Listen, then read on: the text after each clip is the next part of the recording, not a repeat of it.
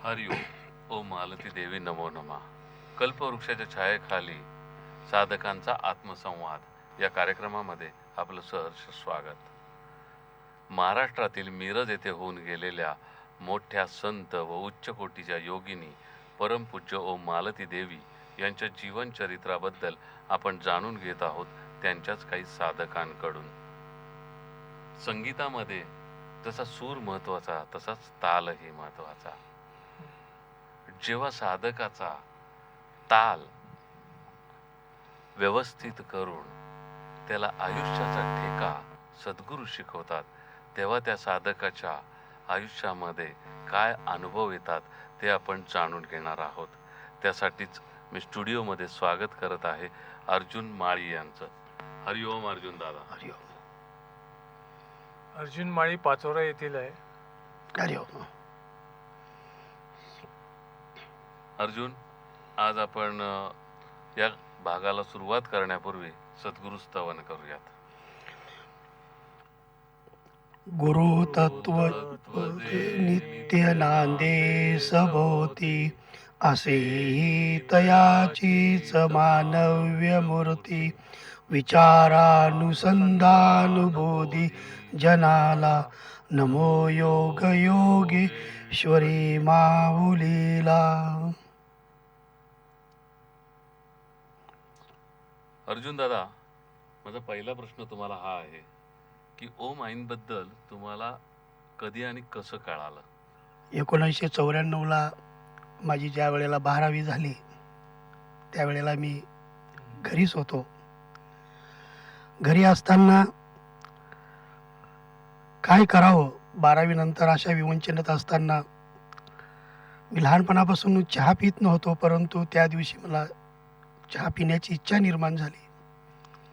माझ्या छोट्या बहिणीला मी सांगितलं, घरात साखर नाही आहे, जरा साखर घेऊन ये. बहिणीने साखर आणली.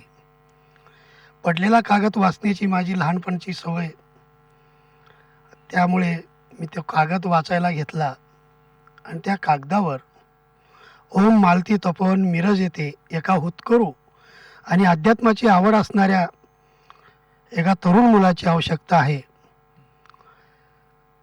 त्याची सगळी व्यवस्था इथं केली जाईल. आणि तो कागद मी सहज माझ्या खिशात घातला.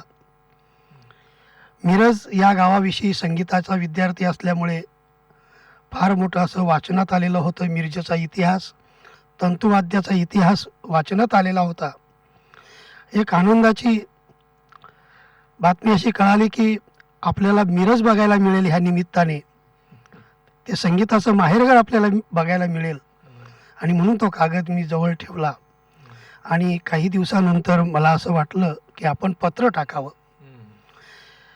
पत्ता होता मातोश्री मालती देवी सत्संग सेवा मंडळ, ओम मालती तपोवन, मिरज म्हैसाळ रस्ता, पोस्ट म्हैसाळ, तालुका मिरज, जिल्हा सांगली. ह्या पत्त्यावर मी माझे जे काही होकार होता की मला सेवेची आवड आहे, अध्यात्माची आवड आहे, लहानपणापासून माऊलींचा मी हरिपाठ म्हणतो आहे, याचा सगळा उल्लेख मी त्या पत्रामध्ये केला आणि ते पत्र मी त्या पेटीमध्ये टाकलं. 8 दिवसाचा कालावधी निघून गेल्यानंतर मला मिरज तपोवनातून एक पत्र आलं. ते पत्र मोठ्या उत्सुकतेने मी उघडून बघितलं. त्याच्यावर लिहिलेलं होतं, तुमचा सगळा मजकूर आम्हाला समजला, आपण सेवेसाठी येऊ शकतात. आणि खाली ओम मालती देवी अशी एक सही होती. मी घरासमोर विषय मांडला. आमचं सगळं शेतकरी कुटुंब, खेड्यात राहणारं, जिल्ह्याच्या पलीकडे आम्ही कोणी गेलेलो नव्हतो आणि इथं तर पुणे आणि त्याच्यानंतर सातारा आणि मग नंतर सांगली, मग मिरज, हा सगळा प्रवास आईवडील नको म्हटले. परंतु मी हट्ट धरला. काय असेल तर असो. संध्याकाळच्या वेळेला मी असा बेचैन व्हायचो, कसं असेल तपोवन, आपल्याला जायला मिळेल का. आणि एक दिवशी वडिलांनी सांगितलं की तू जाऊ शकतोस. मी औरंगाबादला आलो, औरंगाबादहून मिरजमध्ये आलो. मिरजमध्ये आल्यानंतर असा विषय झाला की ते गाव जे आहे मिरज, ते कर्नाटक आणि महाराष्ट्राच्या सीमारेषेवर, तिथं कन्नड भाषा बोलली जात होती. मला मराठी, माझा जरा गोंधळ उडायचा. आईंचीच कृपा असेल, भरतेश्वर पाटील नावाचे एक शिक्षक नाईट कॉलेजला असायचे. त्यांना उशीर झालेला होता. त्यांनी माझी सगळी अस्वस्थता बघितली आणि ते माझ्याजवळ आले की तुम्हाला कुठं जायचं आहे. म्हटलं मला तपोवनात जायचं आहे. अगोदर तपोवनामध्ये फोन लावले, सकाळी या असं म्हटले. ते म्हटले मी तुम्हाला घेऊन जातो. ट्रकला हात दिला, तपोवनाच्या समोर उतरलो. उतरल्यानंतर त्या दिवशी एकादशी होती. एकादशीचं फराळ केलेलं नव्हतं, पोटात भूक होती.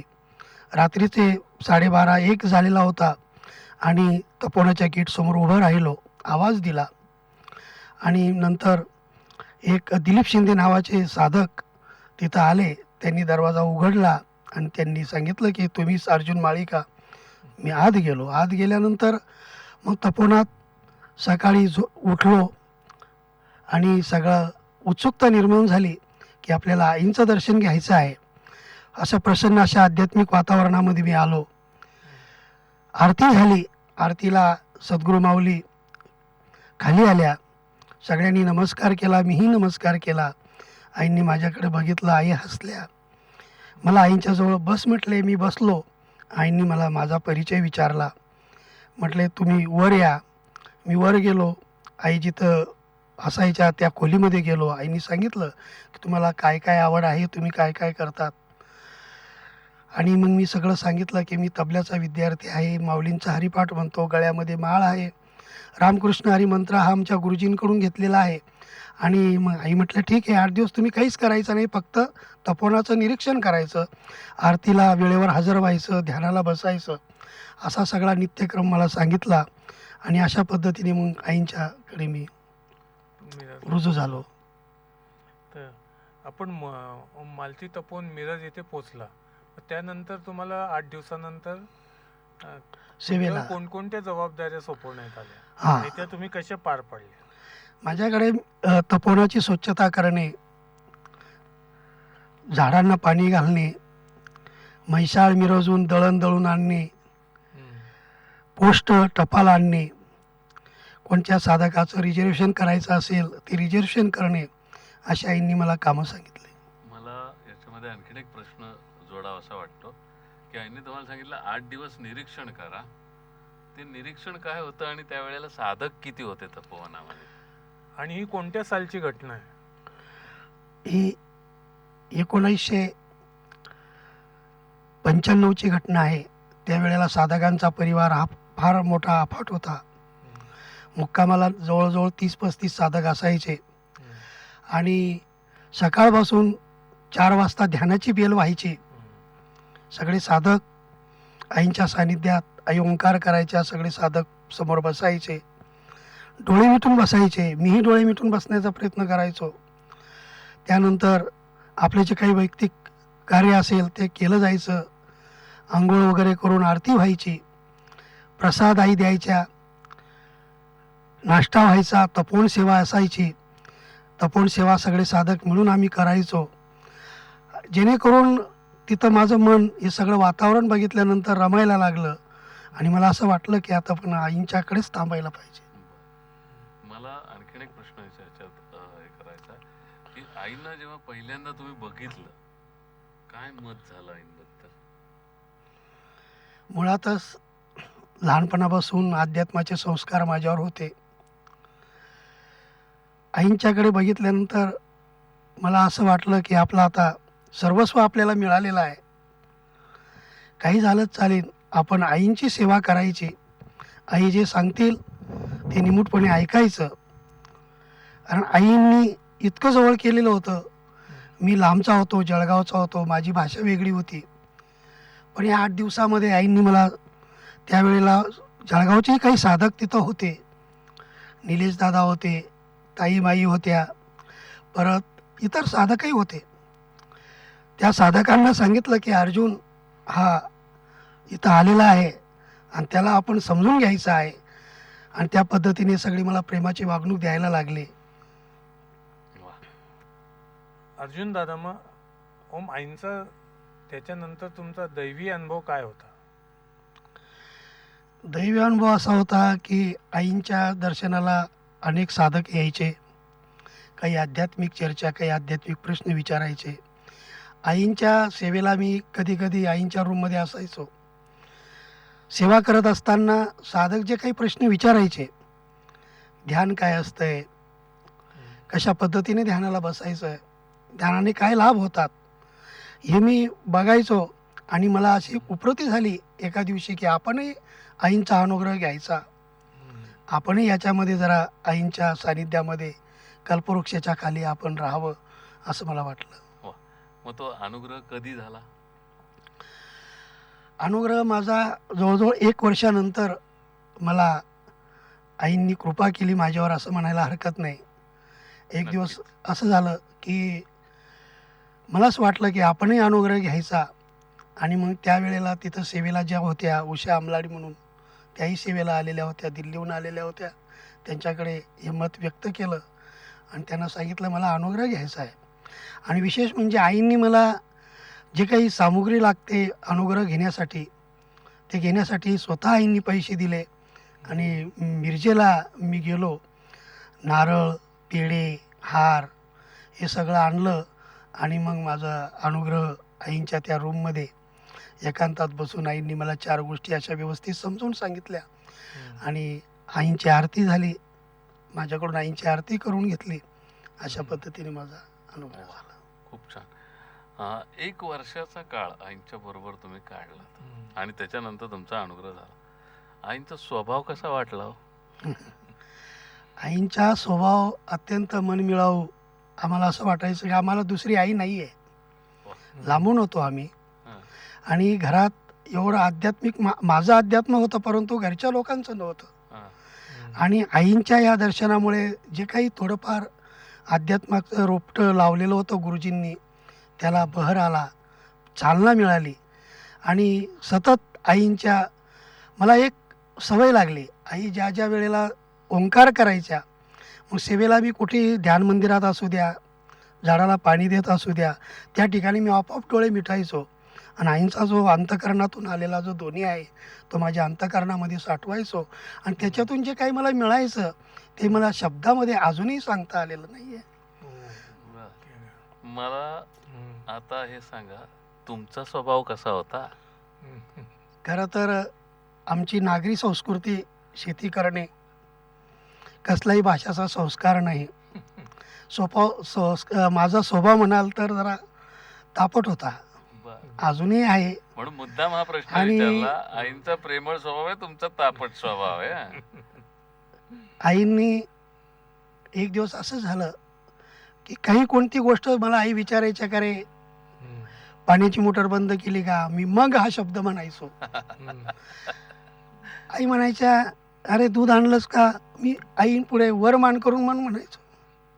आणि हे सगळं चालू असताना ठाण्याच्या आमच्या वैशाली दिदी केनी, त्या काही दिवसासाठी तिथं साधनेसाठी आलेल्या होत्या. आणि त्या पळतच आल्या त्यांनी मला बाजूला घेतलं. अरे अर्जुन, तू आईंच्या डोळ्याला डोळे लावून बघतो आणि मग शब्द म्हणतो, हे तुला कसं वाटतं? अरे ते आई आहेत. आताही मला कळायचं, परंतु वाकायला जरा वेळ लागायचा. मग मी म्हटलं ठीक आहे. मग मला आईने एकदा एकांतात बोलवलं. एकांतात बोलल्यानंतर आई मला म्हटले, अर्जुना, तू सेवा चांगली करतोस, सांगितलेलं काम ऐकतोस, फक्त जरा हे सगळे तुझे वडील आहेत यांच्याशीच, आणि साधनेने फार मोठी माणसं आहेत, साधक आहेत, यांच्यासमोर बोलत असताना जरा तू हळू बोलला तरी चालणार नाही का? हळू बोल. मला आई असं म्हटलं नाही. मग विचार केला, अरे बापरे, की विश्वाची माऊली आपल्याला चालणार नाही का विचारते. आणि मी म्हटलं हो आई चालेल. मग मी तेव्हापासून माझ्या भाषेमध्ये माझ्या कितीही राग आला, शेवटी तपोवनामध्ये असताना अनेक अशा घटना घडायच्या. कारण आईंना सगळ्यांना सांभाळायचं होतं. अर्जुनला सांभाळायचं होतं, बोरगावकर बाबांना सांभाळायचं होतं, आजींना सांभाळायचं होतं, या सगळ्यांना सांभाळायचं होतं. आणि म्हणून आईंनी आमच्यामध्ये असं काही एक वातावरण निर्मिती केली की आजीने म्हणावं, चल बाळा अर्जुन, जेवण करून घे, असं असं वातावरण आईंनी निर्माण केलं. क्या बात आहे. सुंदर. तर ह्या तापट स्वभावामुळे तुम्ही काही भांडणं तर ओढवून घेतली असतील, मग त्यावेळेला आईने तुमची बाजू घेतली का ओरडा खाल्लात तुम्ही? आईंनी माझी बाजू घेतली असंच म्हणावं लागेल, कारण वा. आईंची माया माझ्यावर फार मोठी होती. हा. बऱ्याच वेळेला भांडणं व्हायचे.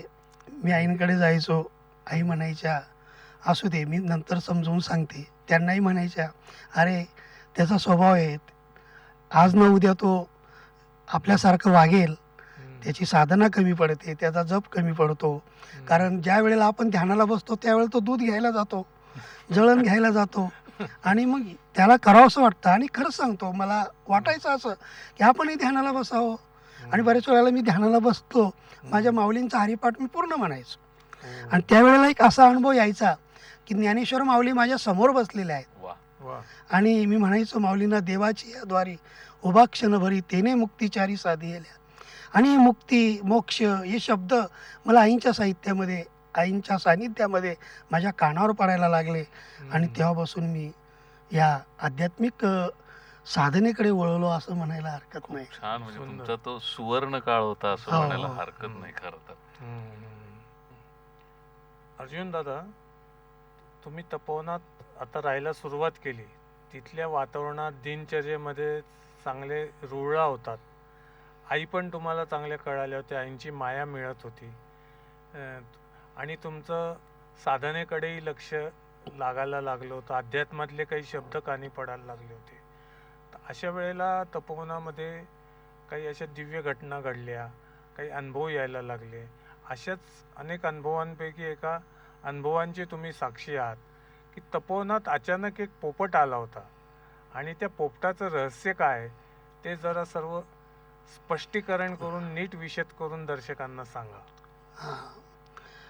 काळ असा होता की आईंचा दरवाजा उघडा असायचा सकाळी आरती झाल्यानंतर, आणि अचानकच एक दिवस एक पोपट उडत आईंच्या त्या टेबलवर बसला. आता आम्हाला त्याचं काही विशेष वाटलं नाही, आईंनाही काही वाटलं नाही, परंतु आई जसं बोलायच्या तसं तो पोपट बोलण्याचा प्रयत्न करायचा. आम्ही काही सेवा करत असताना या सगळा संवाद मायलेकरांचा म्हणूया, तो आम्ही ऐकायचो. आणि तो पोपट इतका नम्र होता की त्याला आईने जर म्हटलं ओरडू नकोस, तर तो उडून आईंच्या जिथं औषधी ठेवलेली असायची त्या कपाटावर बसायचा आणि शांत बसायचा. कधी कधी आई उत्कृष्ट अशा पेटी वाजवायच्या, आई हार्मोनियम वाजवायच्या, संवादिनी वाजवायच्या. आणि एक दिवस आई पेटी वाजवत असताना तो पोपट आईंच्या खांद्यावर बसला. मला अजूनही तो चित्र आठवत आहे. आणि आई म्हणायच्या, शिवानंद तीराला, असं जे काही आईंचं जे पद होतं ते म्हणत असताना अहो तो पोपट सुद्धा तसंच म्हणायला लागला. बोरगावकराजी पळतच गेल्या. बोरगावकराजींनी पाहिलं आणि बोरगावजींना आईंनी खुणवलं की तू तिथंच था, तू जर आलीस तर हा पोपट उडून जाईल, त्याच्या आत्मानंदामध्ये विक्षेप निर्माण होईल. आणि म्हणून तो पोपट असं म्हणायला लागला. आम्हाला एक पोपटाचं महत्त्व कळायला लागलं. बर. पोपट हम्म. असा होता की आम्हाला जे जमलं नाही हम्म. ते पोपटाने केलं. आणि पोपट हा आई कोणत्याही भाषेमध्ये जरी बोलायला लागला तरी हा पोपट हिंदी बोलण्याचा प्रयत्न करायचा. बर. हम्म. आणि मग आई म्हणायच्या, अरे आईंना त्याचं आश्चर्य वाटायचं. आता आईंना आश्चर्य वाटायचं आमच्या समोर दिसायचं, हा. पण आईंना सगळं माहीत होतं हे काय आहे. बर. हम्म. पण आम्ही म्हणायचो आई पोपट बोलतो. हो का, तुम्ही ऐकलं का, आई आम्हाला म्हणायच्या. हो ऐकलं आई. हा. मग आम्हाला जे जे दिसायचं ते आम्ही आईंच्या पुढे मांडायचो. हम्म. मग पोपटासाठी एक पिंजरा बनवला. बर. त्या पिंजऱ्यामध्ये आई जे काही सफरचंद असतील, हम्म. केळी असतील, हम्म. पोपट म्हणायचा, ट्यू ट्यू करायचा हम्म. आणि म्हणायचा की मला नाही दिलं. मग आई मग हसायच्या, उघड बाबा तो दरवाजा, दे त्याला. हम्म. मग त्याला द्यायचा, तो खायचा.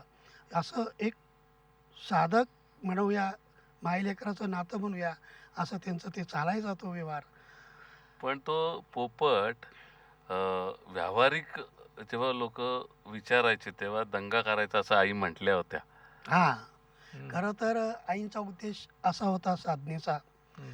की आईंना व्यवहाराचं काही प्रश्न सोडवायचेच नव्हते. हम्म. आई म्हणायच्या व्यवहाराचे प्रश्न किती सोडवले तरी त्याचे परत उपप्रश्न निर्माण होतात. बरोबर. आणि म्हणून हे सगळं आईंना सहन व्हायचं नाही. हम्म. पण काही साधक असायचे, यायचे श्रद्धेनं आईंच्या चरणावर डोकं ठेवायचे, परत हम्म. तोच प्रश्न विचारायचे. ह्या वेळेला मात्र पोपट चिडायचा, बर. मोठ्या मोठ्या ट्यू ट्यू ट्यू ट्यू करायचा. मग आई म्हणायच्या, बघा त्याला हे असं विचारलेलं चालत नाही. खरं तर ते आईंना चालत नव्हतं. म्हणजे आईंचं अर्ध काम पोपटाने केलेलं होतं. वा. हम्म. असा तो अनुभव होता. आणि त्याला पिंजऱ्यात राहायला आवडायचं का? पिंजऱ्यात यायला त्याला मुळीच आवडत नव्हतं. पण आम्हाला ते पिंजऱ्यामध्ये म्हणजे संध्याकाळ झाली की तो पोपट उडून जायचा.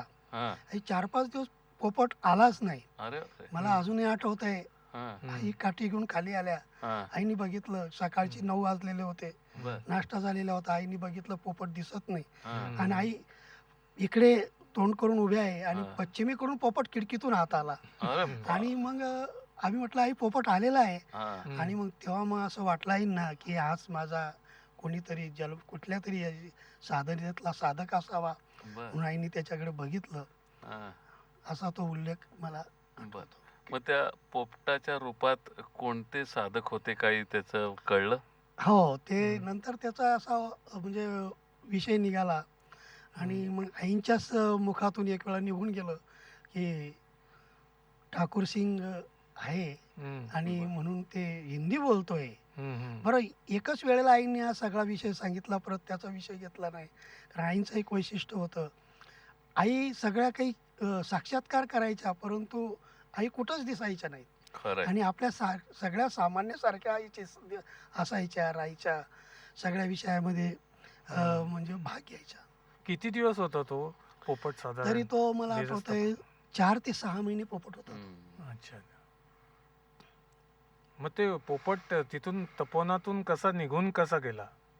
हा, ते 10 वाजता तो उडून गेला, एवढं आठवतंय मला. नंतर तो आलाच नाही. मग बर. त्यानंतर आईंची काही प्रतिक्रिया? मग आई जरा नाराज झाल्या. हम्म. आई जरा शून्यात गेल्या. आईंना काही विचारलं तर आई म्हणायच्या, खाली जातो मी नंतर बोलते. हम्म. पण आईंनी हे असं सांगितलं नाही आहे कोणाला. हम्म. पण त्यावेळचे जे काही साधक होते, अभ्यासू साधक होते, साधना करायचे, हम्म. त्यांच्या चर्चा व्हायच्या हम्म. की पोपट गेलेला, ठाकूर सिंग गेलेले. आईंना कदाचित दुःखदायक वाटतंय म्हणून हम्म. आई तसं मितभाषी आहे. म्हणजे या संदर्भात मी जी ऐकलेली पुढची हे आहे ते पण आता विषय निघालाय म्हणून हम्म. की ठाकूर सिंह हे जे त्यांची साधना चांगली होती, पण देह त्याग करताना त्यांच्या मनामध्ये मुलाबाळांचा संसाराचा विचार आला, त्याच्यामुळे त्यांना गती नाही मिळाली. मग ते जंगलात भटकत गेले आणि पोपटावरती ते होते, म्हणजे पोपटाच्या आत नव्हते, ते पोपटाच्या वर होते. आणि मग त्याच्यानंतर ते आईंकडे आले होते आणि आईंना त्यांनी मुक्ती मागितली. आता इथं आईंचा प्रॅक्टिकलनेस बघा हा. की तुला मुक्ती देऊ शकत नाही कारण तुझी साधना तेवढी नाहीये, हा. हम्म. ह्याच्यापेक्षा मी तुला अपग्रेड करते पुढच्या जन्मासाठी, तिथं तू साधना कर, असं आईंनी म्हणून त्या पोपटाला पाठवले, असं मी ऐकलेलं आहे. नाही, मी आणि हे आता ठाकूर सेवेला सिंग जे असायचो होते त्यामुळे दिल्लीचे साधक ना? मेरठचे, साधक, मला वाटतं मेरठ. मेरठचे मेरठचे साधक हे, होते हा. हे. पण हा एक विलक्षण अनुभव तुम्हाला हो. अनुभवायला मिळालेला आहे फारच. हो. हेच हं. तुम्ही अर्जुन दादा आईंच्या कनकाभिषेक जो झाला होता दिव्य, त्याची साक्षी होता. हो. तर तो प्रसंग नेमका काय होता ते आम्ही नव्हतो तेव्हा, तर बरेचशा साधकांना ते सगळं प्रसंगाचं वर्णन ऐकायला आवडेल. आईंचा कनकाभिषेक हा मोठ्या थाटात तपोवनामध्ये साजरा करण्यात आला. आईंची तुला करण्यात आली हं. आणि त्यावेळेला दत्तपद्म स्वामी ठाण्याचे ते आईंच्याकडे आले आणि त्यांनी आईंना अनंत कोटी ब्रह्मांड नायिका परिव्राजकाचार्या परमहंस योगिनी सद्गुरू मालती आई ही पदवी आणि आईंनी केलेलं कार्य त्या छोट्याशा पत्रामध्ये नमूद करून सगळ्यांच्या साक्षीने ते आईंना ते देण्यात आलं. या कार्यक्रमाचे तुम्ही साक्षीदार हो. आहात. आईंनी त्याची पुष्टी पण केली, आईंनी ती उपाधी स्वीकार पण केली, जी आपण त्याचा नामघोष नेहमी करतो, नामघोष करतो जयघोष करतो त्या पण. आणि त्या बरोबर. नामघोषामुळे एक माझा तरी एक वैयक्तिक असा अनुभव आहे. हा. जसं आपण चढत्या क्रमांकाने ते पुढचे वाक्य म्हणत जातो हं. तसतसं आईंचं विशाल रूप आपल्या डोळ्यापुढे उभं राहतं, अंतःकरणामध्ये उभं राहतं. हा माझा अनुभव आहे. वा, खूप वा, छान. हा. अर्जुन दादा, तुम्ही आहात तबलजी. आई तुम्हाला तबलजीच म्हणायच्या ना. हं. तर आईने तुम्हाला काय धडे दिले तो? माझे तबल्याच्या 5 परीक्षा गावाकडेच पूर्ण झालेल्या होत्या आणि मग नंतर मी आईंना सांगितलं की आई मला पुढे तबला शिकायचा आहे. आईच्या ब्राह्मणपुरीमध्ये दीपक गुरव नावाचे एक गुरुजी होते, अजूनही ते आहेत. त्यांच्याकडे आईंनी मला तबल्याची शिकवणी लावून दिली. मला अभिमान वाटतो सांगायला की आई माझ्या तबल्याची फी त्यावेळेला स्वतः द्यायच्या. 30 तारखेचा महिना भरला असेल तर 29 तारखेला आई मला म्हणायच्या गुरुजींना नमस्कार करून फी हातामध्ये दे. स्वतः द्यायच्या म्हणजे? आईंच्या स्वतःच्या वैयक्तिक याच्यातून अण्णांची जी काही पेन्शन यायची, बर, म्हणजे तपोवनाचा पैसा त्या वापरत तपोवनाचं नाही, आईने स्वतःच्या पदरातून शेवटपर्यंत खर्च केला. तपोवनाचा पाण्याचा थेंब सुद्धा घेतला नाही. नव्हतं. बर हे आम्ही डोळ्याने बघितलंय. बर, पण तबल्याच्या आईने काय तुम्हाला धडे दिले? हा, तबल्याचं आईंचं आता कसं आहे, आई ज्ञानाच्या सागरच होत्या. आईंना ऋग्वेद असू दे, सामवेद असू दे, यजुर्वेद असू दे, कोणत्याही ह्याच्यामध्ये आता सामवेदातलं म्हणाल तर संगीत, हा. संगीतामधलं आई म्हणायच्या कधी कधी, अर्जुन तुला जपताल वाजवता येतो का? मी म्हणायचो डायरेक्ट जपताल कसा? गुरुजी शिकवताना 3 ताल शिकवतात, दादरा शिकवतात, केरवा शिकवतात, आई डायरेक्ट जपताल म्हणतायत.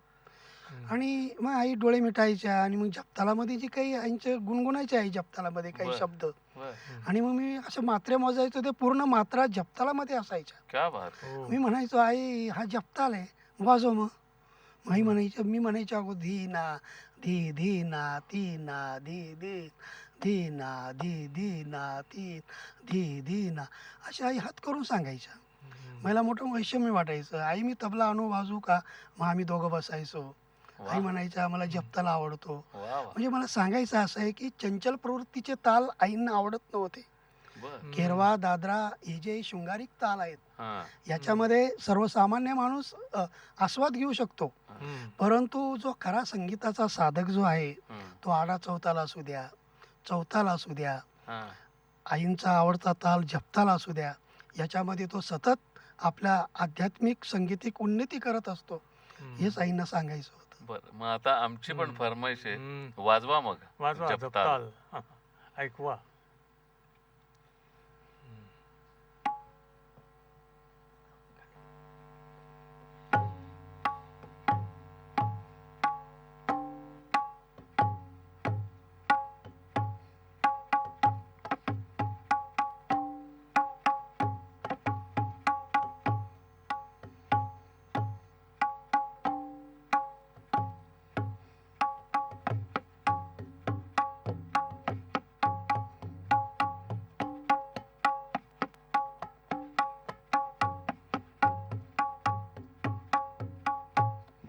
असा हा 10 मात्राचा जपताल आईंना फार आवडायचा. खूप सुंदर. छान. तुमच्याशी या गप्पा आपल्या अशाच रंगणार आहेत. तुर्तास वेळ झाली इथे थांबण्याची. भेटूयात पुढच्या भागात. हरि ओम. हरिओम.